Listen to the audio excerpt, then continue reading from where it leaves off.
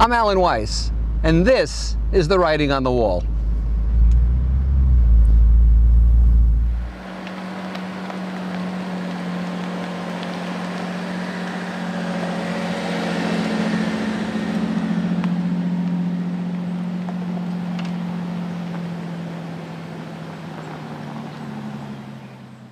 Welcome to Writing on the Wall, episode 120. Imagine that, 120. Every once in a while I have to vent. This is a venting episode, so there's a spoiler warning, okay?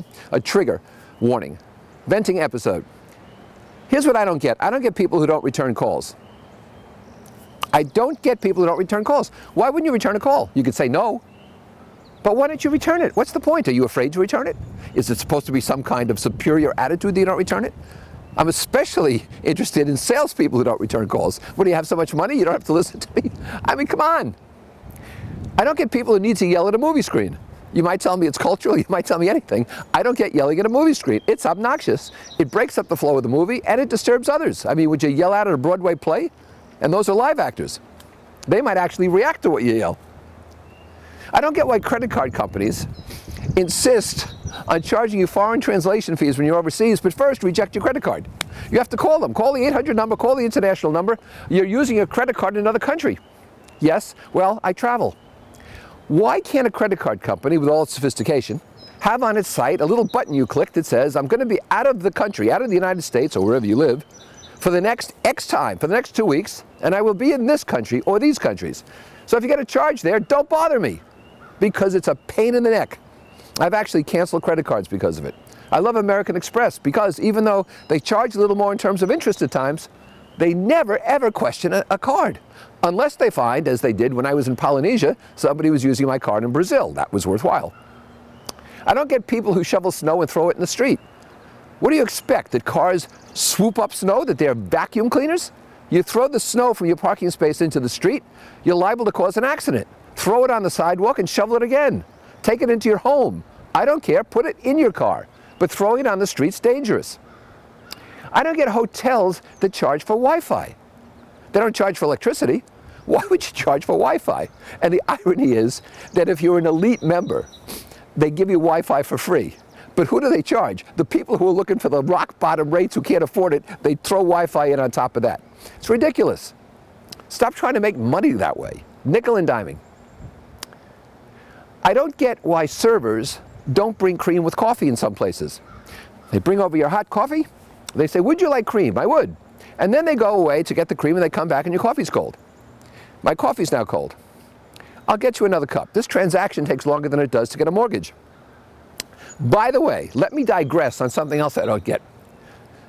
Do you know that I just heard just yesterday that whole milk is now good for you? Whole milk can help you lose weight. Whole milk does not have an adverse effect. And this terrible stuff, this diluted 2% non-fat crap, has no basic advantages.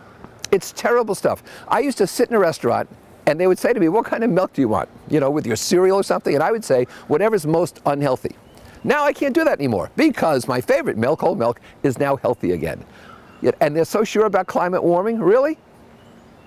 I don't get why airlines and banks are so consistently poorly run. I mean, there must be something in the water in these places. But banks and airlines get the worst kind of executives. I'll show you how good the economy, even the airlines are making money now, and they're still not run well. I don't get gluten. I've often sat with a group of people in a restaurant. When they got to me, I'd ask for a bowl of gluten. If you have celiac disease, you can't eat gluten. I get that. No wonder. But if you don't have celiac disease, gluten doesn't make a difference. That's what the scientists say. Of course, they were the same scientists who questioned whole milk and climate warming, but anyway, I just don't get why so many people are afraid to eat gluten. Maybe it's like a designer thing.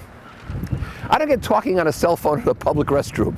There's flushing, you know, there's an echo in there. There are people talking. You hear horrible things. Unless you are the person carrying the nuclear secret codes to wage war for the United States that the president needs, or you're a heart surgeon who's assisting someone in another city remotely do a delicate operation, except for those two circumstances, I can't see the need for a cell phone in a restroom. But there you have it. They're probably talking about gluten. I don't understand and I don't get whiners and victims. Why would you waste that energy whining and being a victim? Do you like being around whiners and victims? I don't. They never achieve anything. If you look at people who are most successful, who you think the most of, they don't whine and they don't consider themselves victims.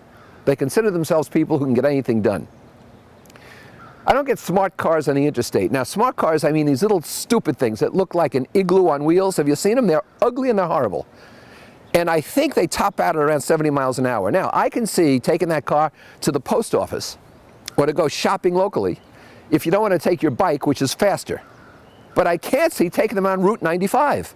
It's insanity. Among the 18-wheelers, I'm on 95 the other day doing 70 miles an hour, and this guy in one of these little terrible, horrible pieces of car gets on my tail about 8 feet behind me. Do you know if I hit my brakes, he would be evaporated. They wouldn't find any remnant. They wouldn't know anything happened. And the Bentley wouldn't have had a scratch on it. Who does these kinds of things? Why would you take that car on a highway? I don't get Dr. Phil. He's still around. He doesn't have a clinician's license anymore. He's divorced. He gives stupid instructions. It's all about him. And yet he's still on television. He might as well be emceeing mud wrestling fights. I don't get it. Why do people pay to listen to this guy or promote his show? And I don't get people who tell me that they don't watch TV as a badge of honor. I don't watch TV. I never watch TV. Why? Are the controls too sophisticated, or is it too difficult to change a channel? How can you not watch television? You don't want to see House of Cards? You don't want to see Mad Men? You don't want to see the evening news? You don't want to watch a ball game? What is that? That's no badge of honor. That's just stupidity. I feel a lot better. Thanks a lot. I'll see you next episode.